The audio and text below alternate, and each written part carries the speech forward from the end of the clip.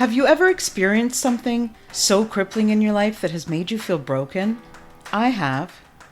Are you someone who has a giving heart but is struggling to feel good themselves? Are you consistently putting your needs aside to take care of everyone else? If so, you're not alone. Giving starts with giving to yourself so that you are able to give of yourself to other people. Isn't it time you took back control and discovered what makes you tick? Join me in my journey and find out how you can feel better about yourself, live your best life, and share that with others. Thinking of yourself, it doesn't make you selfish, it makes you brave. I'm Nelia, and this is the Giving Starts With You podcast. Hi, everyone. Welcome to another episode of the Giving Starts With You podcast.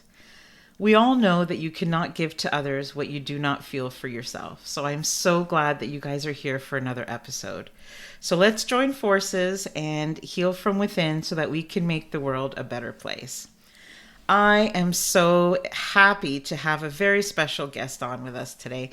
Her name is Yvonne Morgan. Welcome to the show, Yvonne. How are you?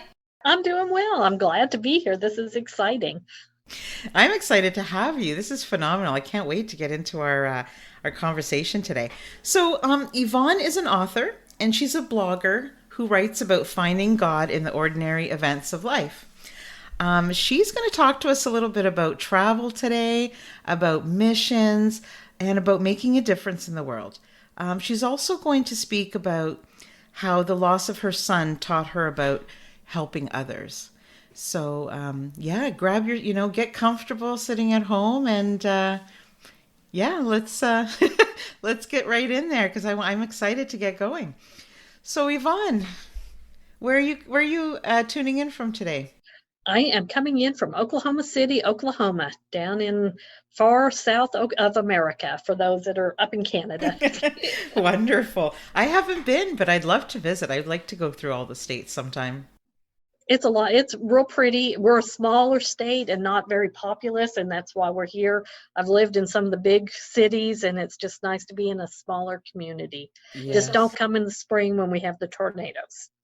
Okay, well noted. Thank you so much. We get some here, but they're very, very far in between, and they're really small. So, but that's enough for me. I don't want to. But we get the really big in ones, and in our big months, we can have 30 and 40. Really? So, yeah. That's scary. But you still like it there? I mean, you still... Oh, love it. Yeah. We have a tornado shelter in our garage, though. Oh, okay. So, well prepared. We're prepared. It's awesome. Where do we start? Would you like to tell us a little bit about yourself and why you wanted to come on the show? Well, and I saw what you were, the kind of work you were talking about, and it's like it just resonated with me. So many similarities in the stories. So it's like, and I saw the request for some guests, and it's like, oh, this one fits, because so many of them, they're looking for things that I'm not qualified for, and it's like, wow, this is one that really can hit home. And so I sent out the email and thought, hey, I keep my fingers crossed, and it all worked out. Yeah, I'm so glad to connect with you. I've been meeting the most incredible people. I can imagine. Yeah, and you can't have people open up to you on a show like this and not be lifelong friends. Like I'm still in contact with all of them, and I love it from Australia to all around the world. So it's phenomenal. Yeah. So we were just talking about this, but I am so sorry that you lost your son, and you say that it taught you about helping other people. It really did. He was born in, I have to always do my math here, 87, and he lived for 8 days before he passed. We'd always been church members, and so it was a tough time. I went through a lot of depression and questioning God to why. I grew up in a Christian home, and it's like I always knew God would take care of me, and so this happened and really set me for a loop. I didn't know what to do, and so was searching a lot. We still attended church the whole time, but in the depression, it was just was no longer making the connection with God. And we were at church one Sunday at our annual church meeting, and a group did a presentation on that they were going on a mission trip to Haiti. Mm. And so I thought, this might be a way to kind of pay it forward a little bit. It's what I was thinking, and kind of do this in honor of my son. Because, the hard part of losing especially a young child is nobody else will ever know him. My husband and I Oh. and my other kids, but he doesn't exist to the world. So I wanted a way that kind of would be a memorial to him. And so I told my husband, hey, I think I need to go on this mission trip. And his reaction was he laughed hysterically because up until that point in my life, as he said, my idea of roughing it was going to a Holiday Inn. And Yes. so I had never camped, never done anything. And here I'm thinking of going to Haiti. And the trip especially appealed to me because it was going to be working with children. And I Mm. thought, well, that's, there's another connection. Beautiful. So let me go do that. And I did. I went and spent a week in Haiti, and it changed my life. Oh. So it really was impactful. So that was your first time. That was my first mission trip. My husband did not go because he thought, as he still says, he thought this was a phase that I would get over. And back in the day, so this was in, quite a while ago, 1997 when I went, 96, 97 area. Cell phones weren't as common, in fact, non-existent back in the day. So once I left the airport in the U.S. and got to Haiti, he never heard from us, the team that I went with, till we got back to the U.S. And it kind of scared him. Yeah. Wow. At So least you didn't go completely alone because you went with a yeah. group. Yep, there was I guess about 12 of us. There was 4 adults and the rest were kids because they were doing a summer camp program down in Haiti. So they wanted youth to come with us. Oh, I So love that. yeah, it was really a cool program. We had a blast, well organized. So for us not having the experience, we just plugged in, and so which was perfect. I learned so much, which then I was able to use later on for other trips. But yeah, helping others really, especially those in less fortunate situations, just open your eyes to, yeah, I lost my son, but things could have been so much worse. Yes, I'd still like my son to be here, but I could help others and feel something special, and it can help me get through my grief and my pain to be able to help others. Wow, I love your story. And I went on my one trip there, and it was only one, but I feel the same way. Like when you're Oh talking yeah. about your first time, my life completely changed when I came Yep. back. It's like not only are you more grateful, which you expect, Yes. but what it does for your, like, I call it almost like a selfish thing, because even though we're helping them, they gave me more than I could have Oh, given. yeah. Yeah, it's amazing. You Oh, come home, yeah, they do. You learn so much more from them. It's like, okay, do I need all this stuff? It just teaches you a different way of mm. life. And what am I doing with my time? Like, Yeah. you don't miss anything when you're there because you're No, so fulfilled and you're so full of all the right things. right. And because a lot of people we come in contact with, it's like, because back then when we first started, my husband and I both worked full time, and so it took our vacation time Mm. because after that trip he has gone on every other trip since then. Yay. Because he realized, yeah, I should have been on that trip, but it took our vacation time away. And some of the trips, as my other 2 daughters got older, went with us, and so we spent our own money to go, even if we were going with a group, and people look at you like you're kind of crazy, but Yes. we get so much out of it that, it's just incredible. Something everybody should do. Yes, and I love that you did it while working full time. Like that's why I haven't been able to do more of it, is because I use my vacation time as well.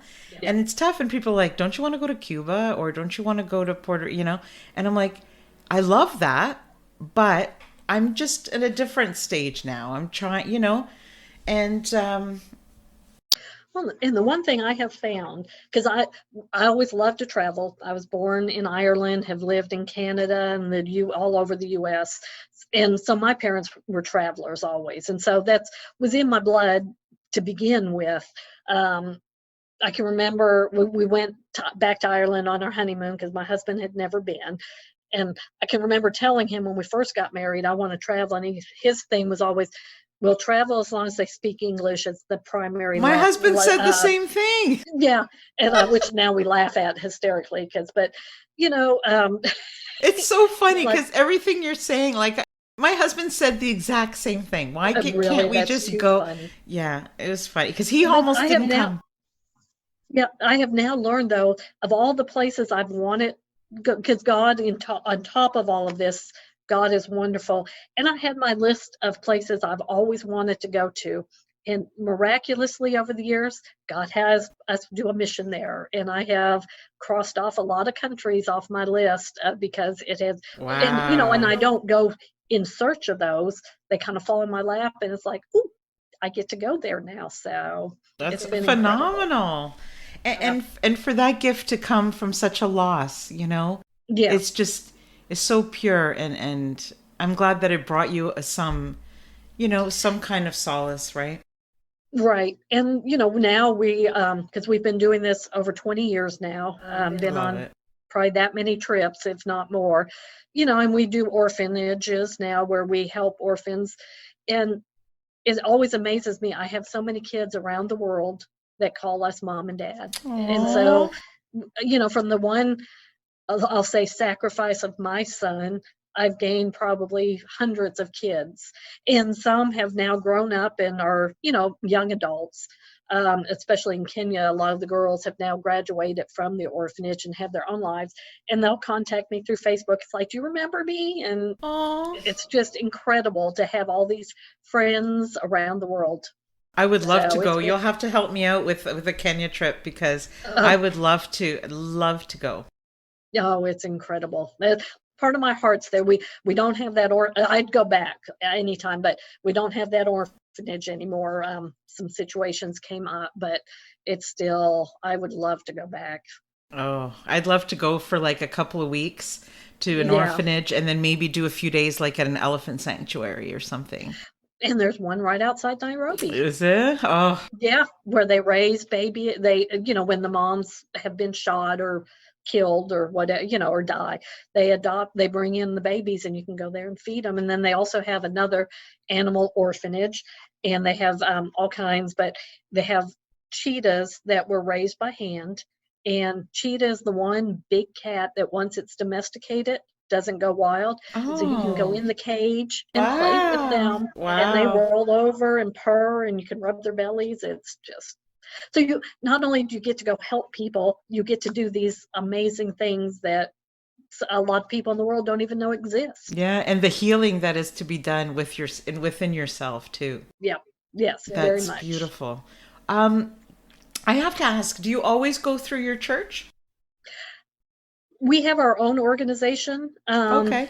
So we do it ourselves because churches like to compete sometimes, to the detriment of others. And so when we first started doing this and working with orphans specifically, we decided we want to do this, as my husband said, do it under the banner of God and not under the banner of any specific church.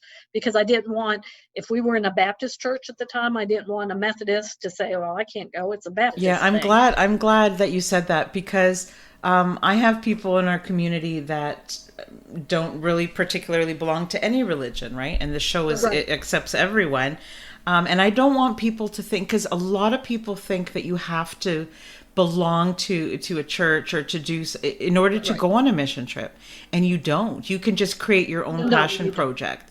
So I love Yeah. that you've tried both, and that's Yeah. phenomenal. Yeah, the first few we did were organized, through other organizations. And then it's like, okay, this is what I want to do. So we'll go blaze a trail. And, nowadays we go a lot of places. Myanmar is one of the Oh. places we have an orphanage now, which is in Southeast Asia. It used to be Burma. Most people still know it that way. There's not a lot, there are local churches there, but not churches affiliated with America. And we, and people laugh at us because it's like you get on a plane, you have no idea who's meeting you.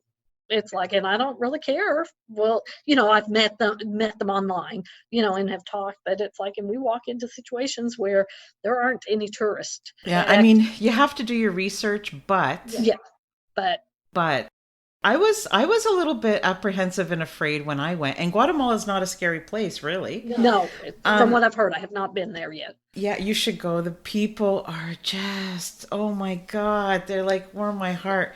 But the thing is, like, I still felt like I was afraid until I got there. And then the minute the plane was landing, I'm like, whatever's going to happen is going to happen. And I felt like this, I know this sounds weird, but I felt like this warm embrace kind of protecting me. And it was like nothing bad. Like I felt safer than here because I was myself, Oh, yeah. Yeah. And it was just amazing. There's one photograph. Sometimes you take a picture. Yep. And you go on holiday or you do something and you take a picture and you come back and you're like, oh, these are great pictures, and you're looking. There's this picture of me. I'm sweaty. I'm not even like that, like put together, whatever. It is my favorite picture. Yeah. Because in my eye, I can see the happiness and I'm like, that is how I want to feel every day. Yes, exactly. And I took it there with a child in one of the schools.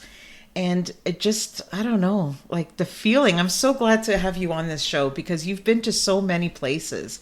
And I just want to know, does the feeling last? Like I'm jealous. Does. I want to. And we always joke, and this is for anybody that ever does go on a trip.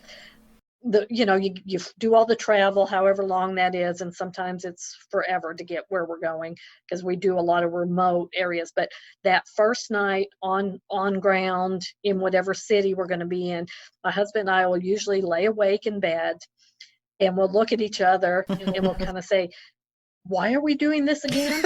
And it's like, why? Because especially Myanmar and our other place we're working right now is Nepal. And so it's a 20-hour journey, plane rides a lot of times.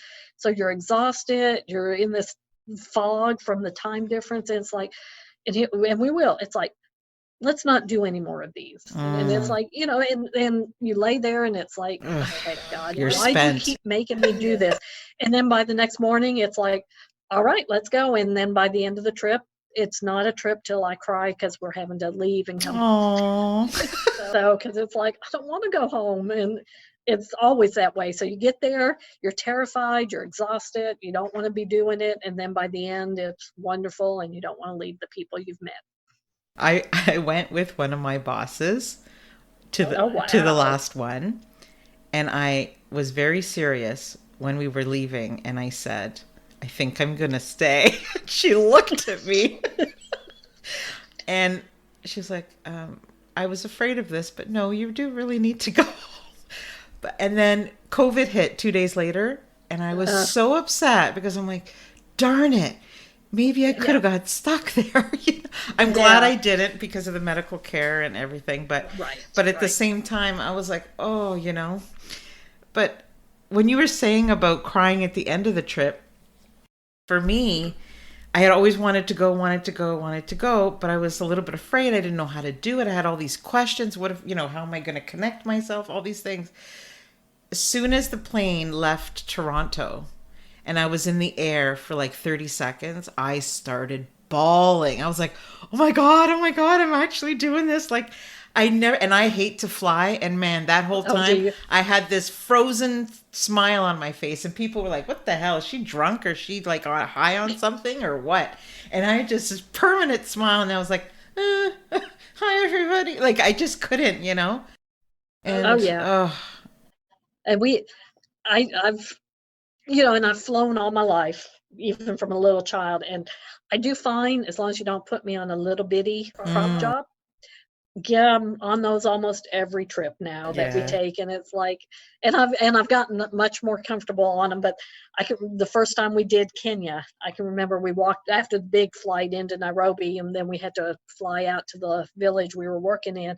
We walked out in the runway, and my heart just sank because there's this Oh. little bitty prop job sitting there, Flamingo Air. Oh. Yeah, and It's it's just scary because like, you want to go, but you don't want to get hurt. yeah. And we got on, and my husband's a very big man. He's 6'4" and very big in all ways. And we got on the plane, and the flight attendant's looking, is like, "Oh, you two can't sit together. If you sit like that, when we take off, the plane will flip over." And I'm just like, Oh "Please, why am no. I doing this again?" Oh. But I have gotten much better about the flying part. But Well, I'm I sitting did, here and watching you and we're talking and I'm like cringing on the other side of the camera.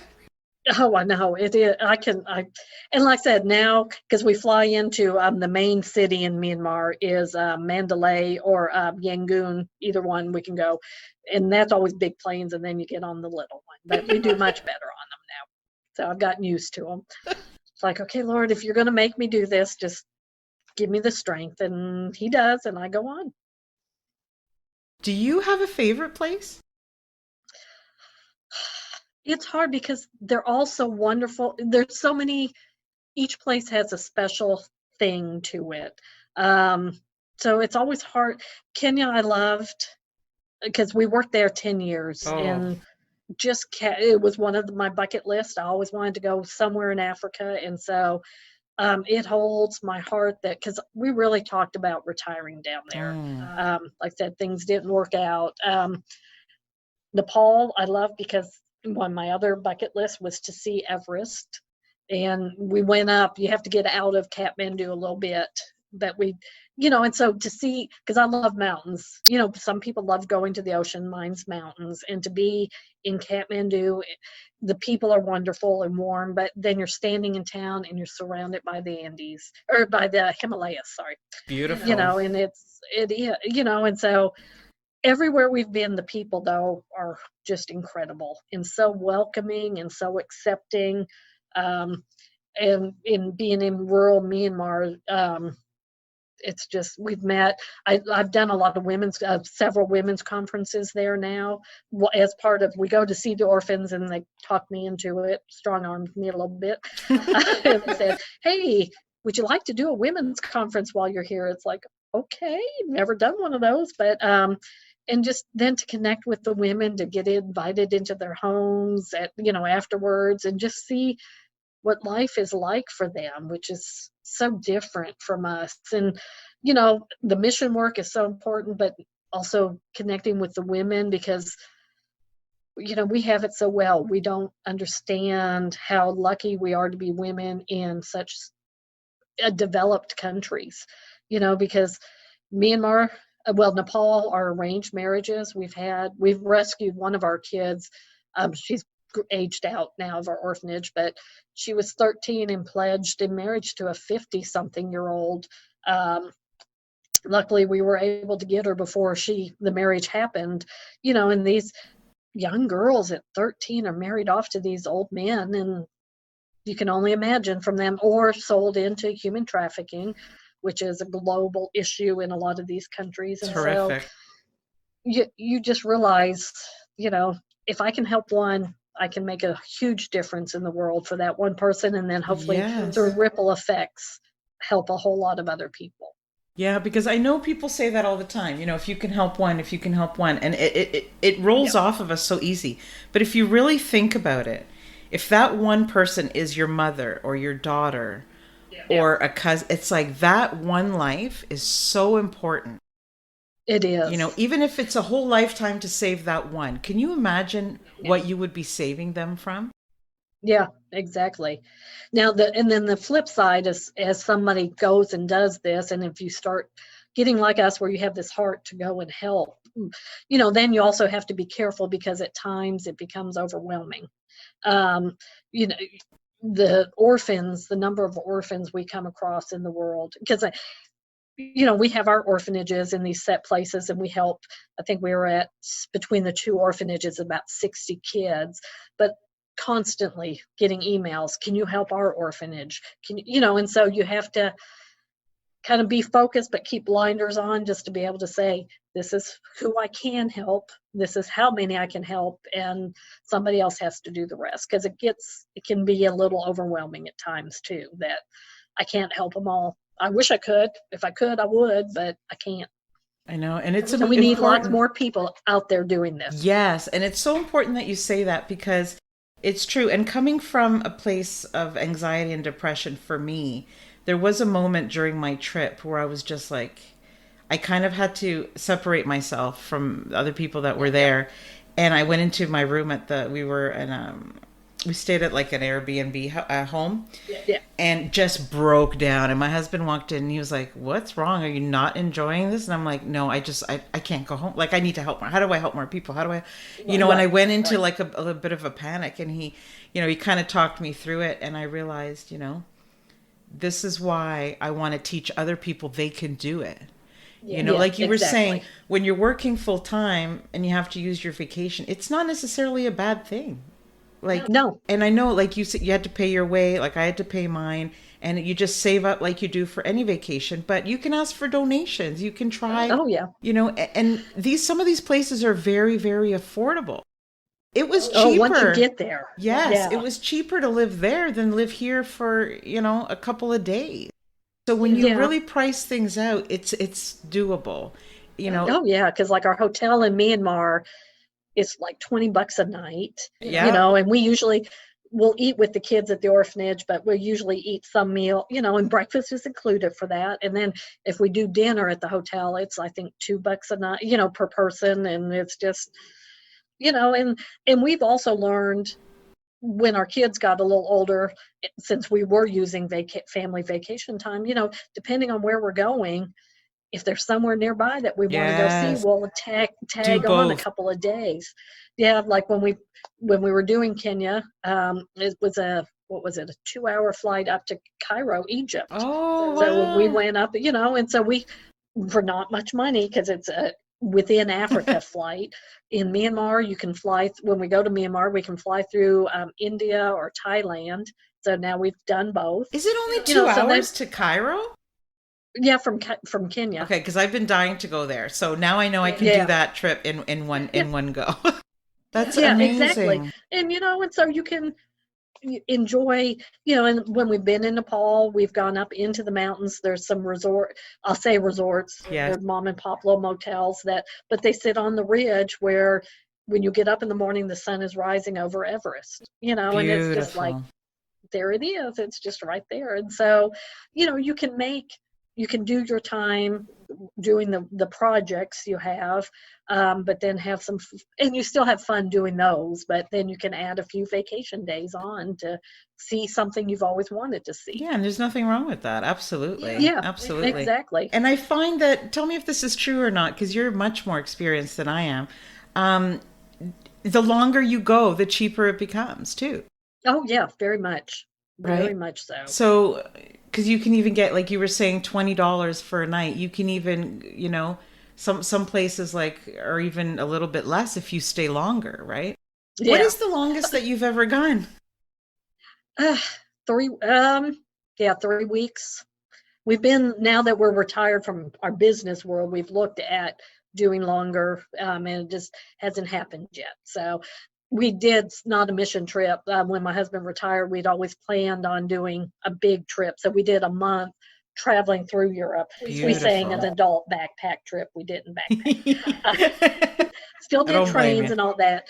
And so getting adjusted to being away that long, because we know a few people that will go and do it long term, and they sell the house and everything. Well, we want to keep our base. So, it's trying to figure out, how do I pay bills if I'm gone for a month? And now more things are all electric. I can pay all my bills through a computer. So as long as I've got a laptop, and I travel with my laptop when I blog, because then I can blog and write while I'm away, but then I can pay bills. So now that we've experimented, that we know what it's like to be away for a month at a time, we can do that a little easier. Yeah, because I don't like to fly, when I do go, when I am able to go, because right now I am working, but when I'm able to go for like 2 or 3 months, I think I would like to try to extend it a little bit, just so that I can, because I don't like to fly, So try to organize it in pockets, where I can do a lot and maybe extend it that way rather than the number of times I'm going. Right. So there's different ways. Makes sense. Yep, different ways to save money on doing it. This is amazing. So, would you say that this is one of the biggest gifts you ever gave yourself in your life? Oh, definitely, definitely. It, like I said, changed my life and gives us something to look forward to. COVID has changed that, but gives us something to look forward to because usually we have them planned about a year out. Mm. Um, and so it's just incredible. And like I said, with all my our charity work that's on Facebook and that, we meet up. I've got a lady I've been working with, and she works with children in Pakistan, and she's already like, once we're open, and it's like, That's it. okay, we'll see if that works out, and so more and more opportunities come up all the time, and it's just it More helps time us for expand. fundraising, right? Yeah, yeah. It's like, oh, I've never been to Pakistan. I could do that. I have a friend of So mine, a fellow podcaster, Kristen Schindler. We were just on each other's podcast, and she just met a lady in Pakistan. Her name's Darshika, and through some of her, she had never worked with anybody in Pakistan before, but they were yeah. through some donations from her friends, they were able to have her open up a shop, Oh got a wow. little like corner kind of store, and put a roof on her house.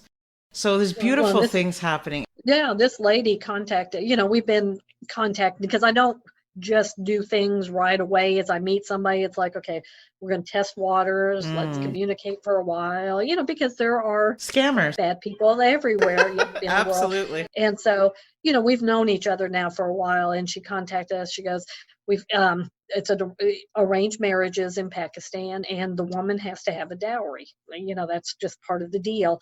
And this woman was orphaned, and so was asked to be met him, somehow got a guy, but no diary. So his family wasn't wanting a marriage to happen, and so she's like, "Can you help out?" And I don't want to brag, but if it's like I couldn't send much because we do all of our own charity, but it's like, you know what, I can spare $50 to send US dollars, and I did, and it bought her a washing machine, a full set of dishes, and 3 outfits for the wedding. And and it's like, and this young lady now is married, and just it's it doesn't take a lot No, it to make doesn't. a difference, because when she sent me pictures, it's like, really, I bought all this for $50? She goes, yes. It's like, okay. That's amazing. I love that.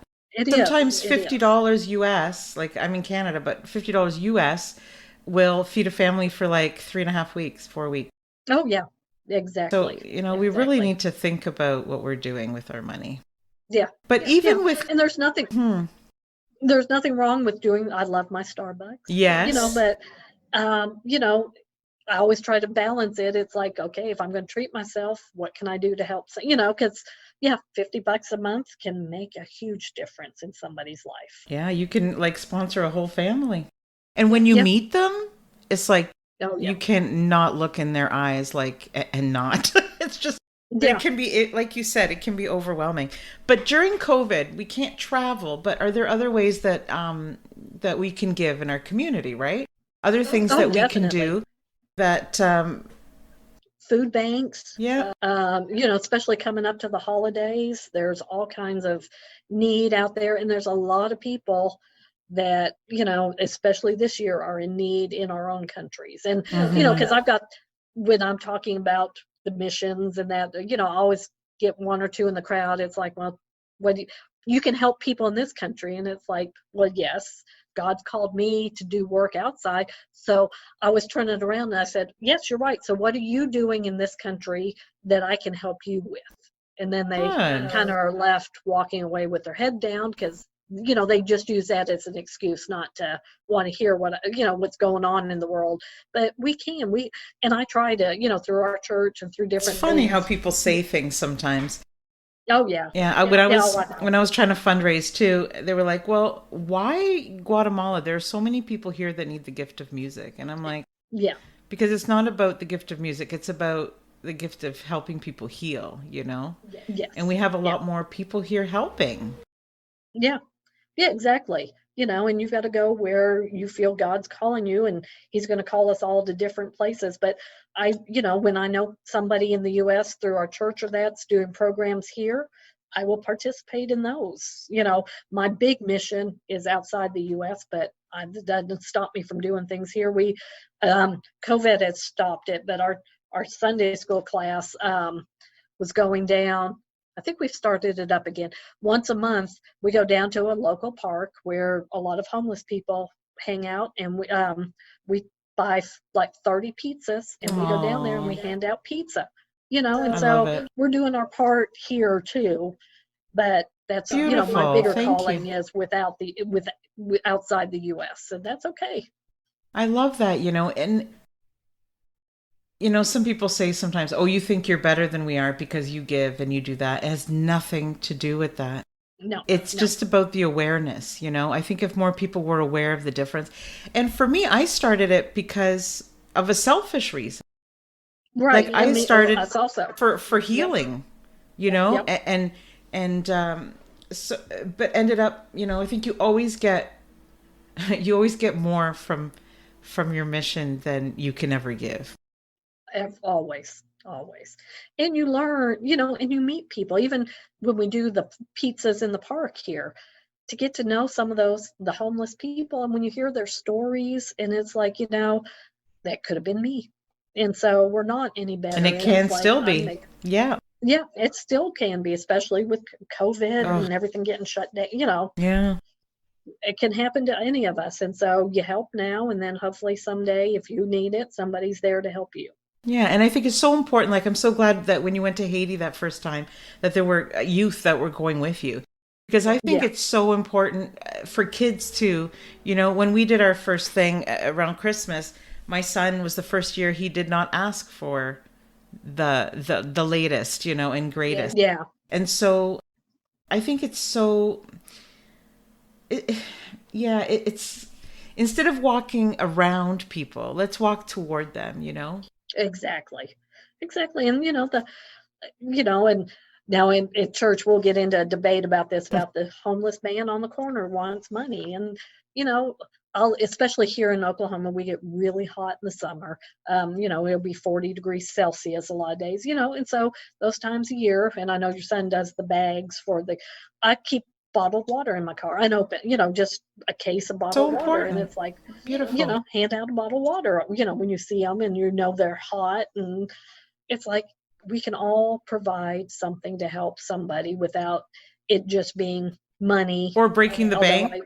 Yeah. or breaking the bank. But Yep. imagine if you didn't what if that one person that you gave that water to was going to have a heat stroke or was going Yeah, to, exactly. fainted in the middle of the road or something? Like, you just never Yep. know. You don't know Right. how the ripple effect.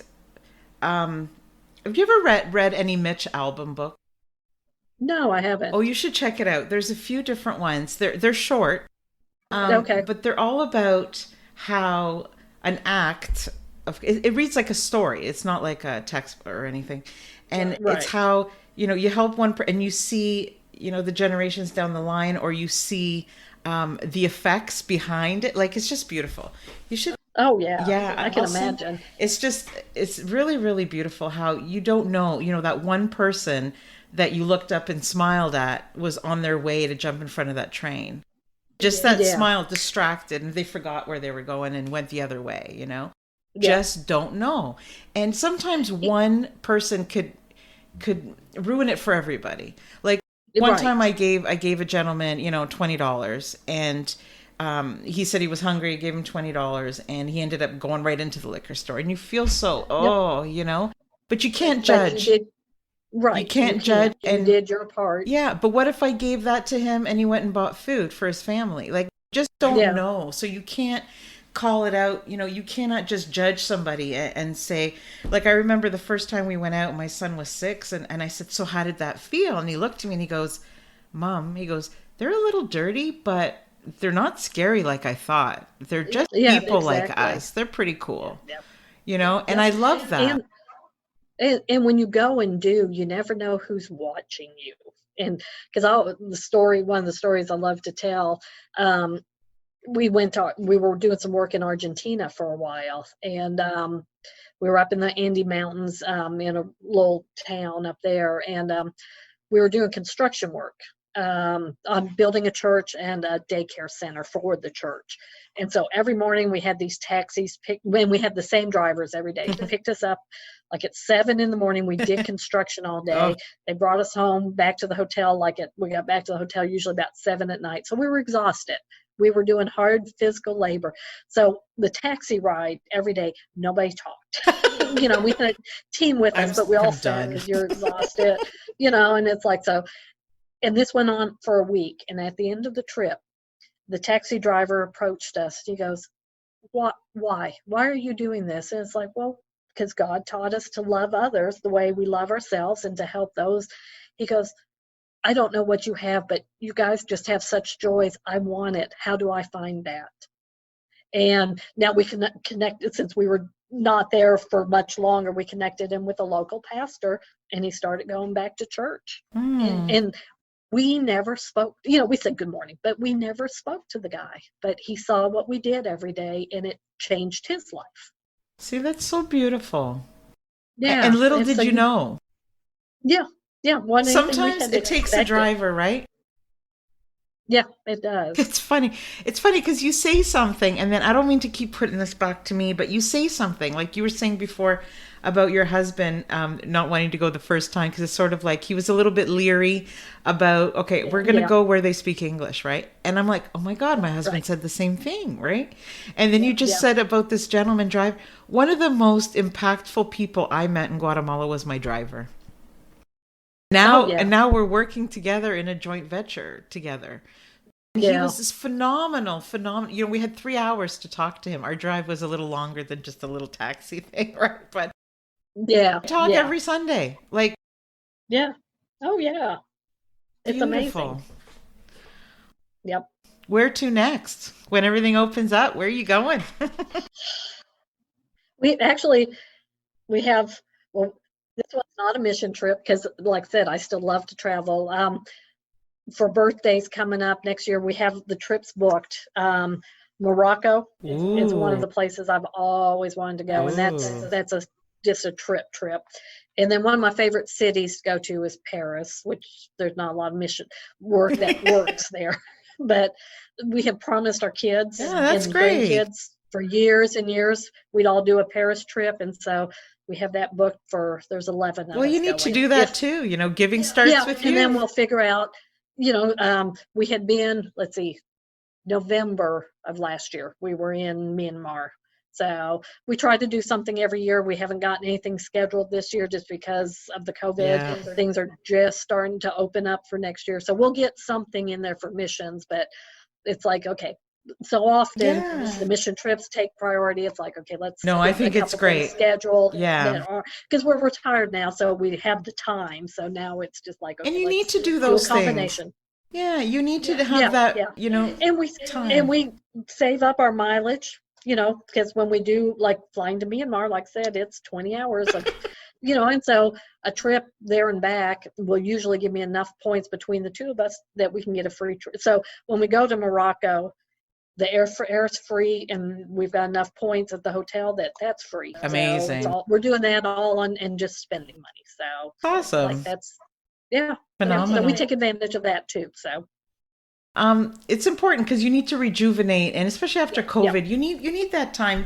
It doesn't mean that you always have to give to everybody. You have to give to yourself, otherwise you have nothing to give, right? That's the whole premise of the podcast. But I wanted to ask you a question, and I just forgot what it was. I'm just so many things I want to ask you. But have you ever tried house sitting? No, but now I've seen that quite a bit, and I know that's a big deal to do. We have stayed with locals in many places, so that doesn't worry me, but I haven't yet. We've explored it. We do a lot of, especially if we're traveling personally and we have any of the family, like the kids or grandkids, we do like a VRBO or Airbnb a lot. Cool. Because that, if you've got multiple families, it's a whole lot cheaper to do it that way. Yeah. We have looked into it. We just haven't done it yet. I was just wondering if you had experience, because it was something I was looking into, and I didn't know if you had any experience with that. No, not yet. But I have looked into it myself. We just haven't pulled the trigger on it yet. That's awesome. Wow. Yeah, I don't know. I'm just I'm soaking in all your stories, and it's just I love that you're giving so much of yourself, and that you've gone around the world and just opened up your heart to all these people, and in Thank you. turn you're stronger. Oh, much stronger. And it it got me off on a writing career that I never expected to do.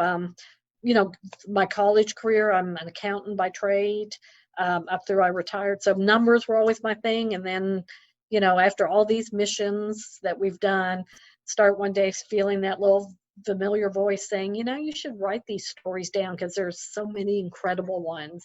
And it's like, nope. It's like, I don't like writing. I don't like English. It was my worst subject in school always. And finally put that away. It's like, okay, that's just me being egotistical that I should write. And so I always kind of make nice deals with God's like, okay, if that's you, then tell my husband to ask about it. Otherwise, it's just my imagination and I'm leaving it alone. About a month after that, we're sitting watching TV one night. My husband turned around, looked at me, goes, "How's that book coming?" And I had never told him any of this. Really? And I just kind of started crying. He goes, "What?" And I told him the story. He goes, "Oops, I guess you're writing a book." And so, so now I've got that too. Lots of things to write about from the trips I'd and love other to read things. it. But yeah, and so my a second book's coming out. I got a third one. So, it opened, and not to try to get people to No, no. read or that, but it just opens so many other doors I had no clue about. And it just changed everything in my life. Yeah, so if you're listening at home, yeah, try it. Yes, Try it, go. because you think it's going to be good, and then it's not hard to do, and then when you get there, it's great. Yep. And there's lots of churches and organizations out there that you can plug into to make it easy. Yes. We blaze our own trails. It's like, "Ooh, let's go here." And nobody else from in any church that we work with has been there, and they're like, "Really?" And it's like, "Yeah, we'll go." And you You don't know, have to go with a church, no, but no, it is but easier the first few times if you want to go with a group. But yeah, I have to just to warn people learn. too, though, there are some wonderful, even though they're wonderful volunteer organizations, they're expensive. There Yes, are they some are. out there that kind of you have to pay them to be able to go. And I don't necessarily Right, agree with that.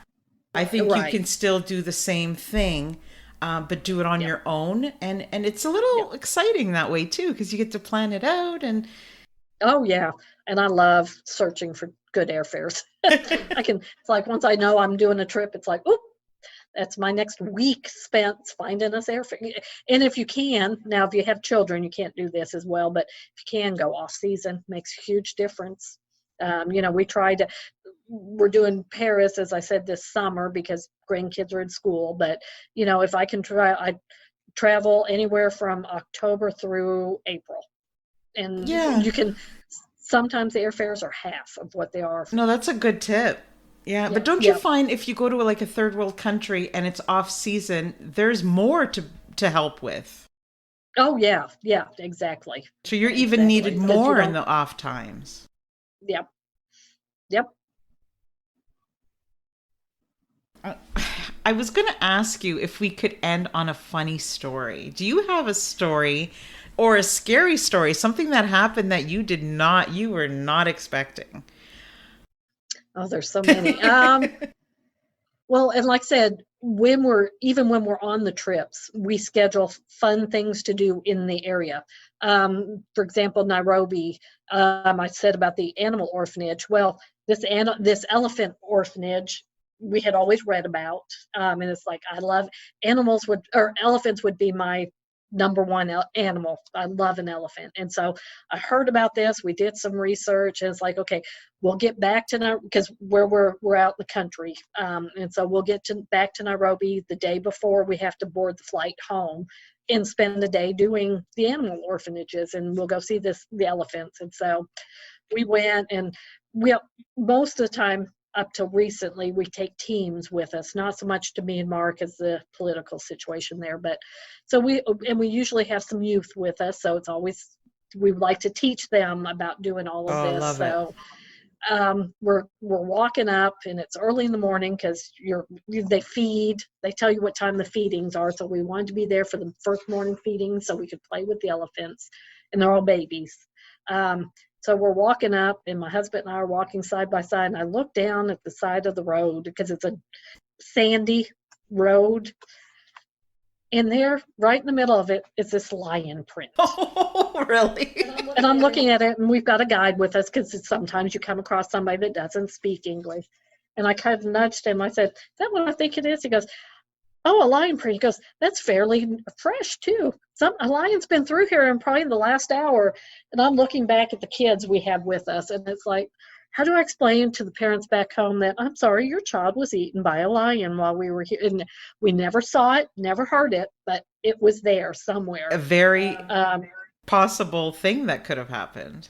Oh, very much, very much. That same trip too, my husband, when sometimes we drive out to the little town we work in because you drive through all the wildlife areas, so it's spectacular. It's very long, bad roads, and so one time we were driving, my husband had to stop to use the side of the road because you're in the middle of nowhere, and it's dark. It's at night, which we try not to travel at night, and we're doing something, and I turn around and he's gone, and he came back and it's like, "Where'd you go?" He goes, "I went over there behind that bush to pee." And I'm looking at him, and it's like, "Where are we?" He goes, "Kenya, in the Serengeti." And it's like, "And what else lives here?" And he's like, "Lions." And he's like, "Yeah, you were just off by yourself behind a tree." He's like, "Ooh, didn't think that through before I did that, did I?" Oh. Like, I'm just glad nothing ate you. Oh, my goodness. So all kinds of fun things like that happen, but we've always been okay. So it's just the funny, wildlife but that you have to, wow. Yeah. And yeah, I'm like, deathly afraid of snakes. So if I were to go in the bush and then the snake came, I don't know. But yeah, but I guess you generally don't see them. No, I guess we gotta. They're do there. The You just research. don't see them. Yeah. Wow, it's phenomenal. Is there anything that you'd like to talk about that we didn't get to today? Anything you'd like to share? Again, I'm on here to encourage people, but if they want to follow our work when I am on the mission, and even when I'm not, I'm usually posting about the kids at our orphanage. So, if people are interested, Orphan Relief Effort Incorporated, feel free to go on we have a web page. Facebook page is probably the one I keep up the most. But you can see about the kids and, learn a little more about what it's like to do some of the things that we do. Yeah, and see that it is easily doable. Oh, it is. Especially in this day and age. Wonderful smiling faces. If you go, we've had that web page now, or Facebook page, well over 10 years, probably 15 or so. But you can go back and look, and you can see how the kids grow and their beautiful smiling faces. And then every once in a while, I'll post a picture of when we got the child into the orphanage versus now. And you can see how people's donations make a huge difference. What was the name again? Orphan Relief Effort Incorporated. Thank you so much, Yvonne. Well, thank you. This is always fun to talk about. Thank you, not only for coming on the show, but for everything that you're doing. I love it. And I love that you've convinced your husband and he's all about it. Oh, yeah. Maybe we can do a project together one day. You never know. You never know. I've always open, because you just never know what's out there. Beautiful. Thank you so much. And take this time, while COVID's happening, to rejuvenate and do all the planning. And it's phenomenal. I don't want to let you go. I just want to keep talking, but I have but I want to keep talking to you. So great to meet new people. I love it. It is. Well, thank you so much. And thank all you. The best, and keep doing what you're doing. I love it. And keep spreading the word so more people can do it. You too. Yes. Thank you. Thank you so much. Thank you for tuning in to this week's episode. If you enjoyed what you heard, please subscribe or leave a review. See you next week on the Giving Starts With You podcast.